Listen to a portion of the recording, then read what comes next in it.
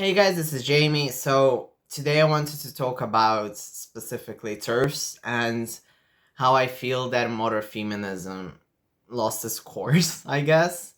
So obviously there's a lot of sort of talk, there's obviously a lot of laws which are passing about abortion.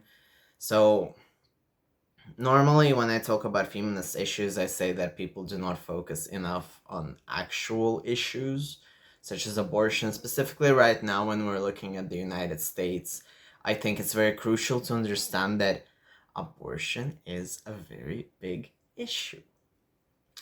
And obviously I understand that you don't have to be like focused just on one cause. Like for instance, I sort of tend to focus more on LGBT issues more than feminist issues. But I do want to say that obviously everyone will choose the causes that they feel that are more close to them, that they relate to. But in general, it doesn't take much to be a human being and not to be an asshole. But I do have to say that modern feminism, I feel, really went off the rails. And it's really interesting to see it because right now we don't talk, like, for instance, there isn't that much talk about abortion in the feminist light, but the people who talk about feminism in the massive light right now are obviously TERFs in the UK, in my opinion. So obviously you've heard of JK, you've heard of different people who just talk about like what is a woman, like the Walrus dude, Matt Walsh. So obviously, and I think we're in a very difficult situation right now where a lot of TERFs, for instance, in the UK, are voting Conservative because they feel like Labour wouldn't have their transphobic back. And because of that, obviously, Labour is losing votes.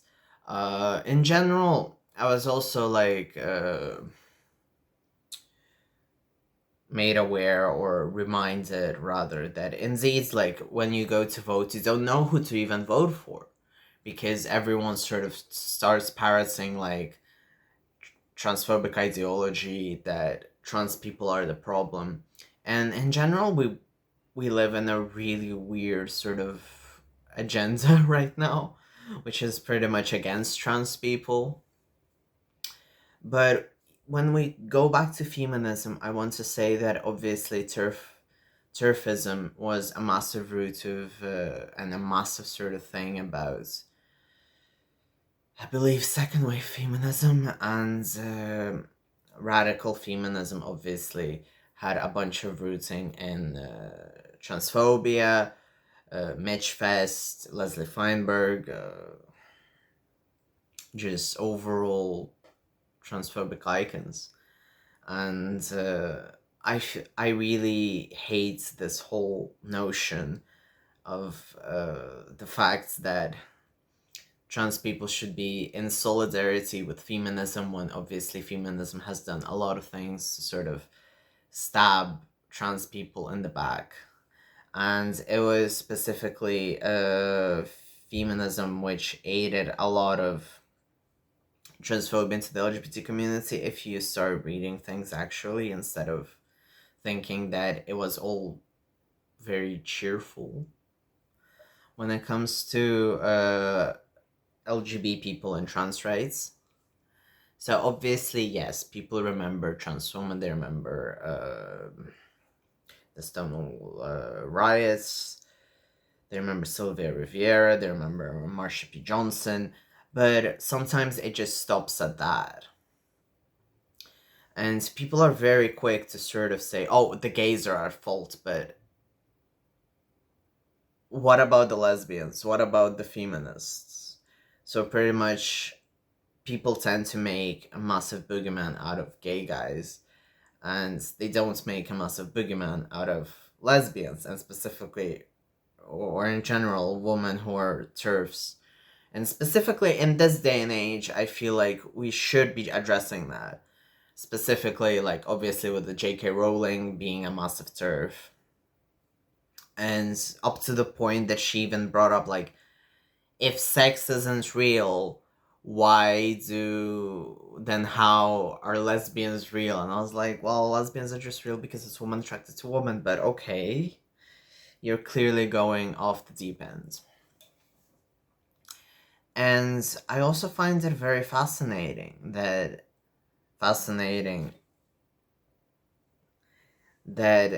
people tend to think that, well, maybe trans rights, it's okay to like sort of be transphobic. But at the same time, and people still defend Harry Potter, or like I was even like browsing the other day on Reddit. I'm sorry, I know I'm derailing a bit, but like I was browsing Reddit and people were supporting Harry Potter by showing some Harry Potter custom items, and they were like, you need to separate the author and the book, but at this point, like, why don't you separate Matt Walsh from something and, I don't know, say that he has nice sunglasses or glasses, or I don't know, because it's such BS. Anyway, anyone who supports J.K. Rowling, in my opinion, should be burnt at the stake, just like she should be at this point, you know? And I don't know, and I think I've kind of always been very vocal about the fact that I've been against feminism for a really long while. But I feel like right now, when feminists are not talking about abortion, are shitting on trans women, are shitting on trans men, and are raising the discussions of what is a man, what is a woman, and how trans people are delusional, or that rapid onset dysphoria exists, or like they're taking away our daughters, or like the Kira Bell case, which thankfully is gone now and we can forget about it. It's just, I don't know why they feel so insecure. I don't know why feminists feel like suddenly they're invalid. And then when you look at different sort of cases, you see that a lot of like, not a lot, but a fair amount of like people then discover that they're trans, they're non-binary, they're trans men, and then their world comes crashing down because they were taught to believe that men are the enemy, and then they discover, wait, maybe I'm non-binary, maybe I'm a man, maybe I'm just not a woman. And that causes a lot of sort of friction within their heads. And obviously, when we look at certain cases like Leslie Feinberg, I understand that they there's a lot of discussion, but like Leslie Feinberg is still considered a trans man icon, no matter how much I try to fight it. Trans men quote Leslie Feinberg a lot. There's a lot of discussion whether they're a non-binary trans man icon, and I just think they belong in the trash. So yeah, because they've done a lot of harm for trans men, and specifically because Stone Butch Blues was written when Leslie Feinberg specifically was going to Mitch Fest before they went to the trans camp. I'm sorry, I think it was trans camp. It was the trans festival, which was in the same area which Mitch Fest was done, but it was more for trans people. But Leslie Feinberg still identified as a lesbian, and still the propaganda of the book was still there. Now, if you look at Wikipedia, and Leslie Feinberg's wife uses she pronouns now, so it's all very, very. I don't want to say weird, but this is a very, very confusing sort of everything when it comes to Leslie Feinberg, and I really feel that we just need to step away and forget about them. Like, there are other icons.